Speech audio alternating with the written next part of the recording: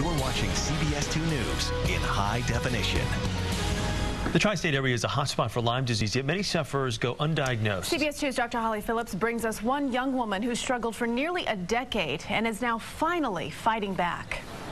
35-year-old Rose K. Murphy can recall the day she now believes she was infected with Lyme disease. I thought it was a flu, so I just stayed home and rested. About 2 months later, I started having wrist problems. But for nearly 8 years, she went undiagnosed. Her wrist problems got worse. She developed pain throughout her body, and one day, she just couldn't function anymore. I was at work and I collapsed. And within about 2 or 3 weeks, I couldn't move my legs and I couldn't stand up. Dr. Jeffrey Morrison is a Lyme disease expert. He says although Murphy's case seems severe, he's seeing more and more patients in her predicament. Lyme disease is probably the most rapidly growing vector-borne illness in the United States. There's at least 30,000 new cases reported of Lyme disease every year. Lyme disease is transmitted when a person is bitten by a deer tick.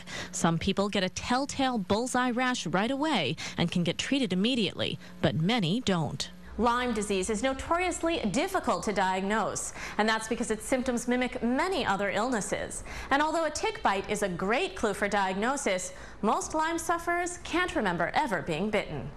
Spring and summer are common times for people to get bitten, and now during the fall, Lyme sufferers may start to feel symptoms, including achy joints, severe fatigue, memory loss, and headaches. Murphy wishes she had recognized the signs earlier. I was really depressed because I'd gone from working a lot and having a job I loved to not being able to get out of bed. Now she's on the road to recovery. She gets IV antibiotics 4 days a week and doesn't want anyone else to go through what she did. Take it seriously, when you have physical problems that don't resolve, to actually find out what they are. And a better understanding of this serious illness could go a long way.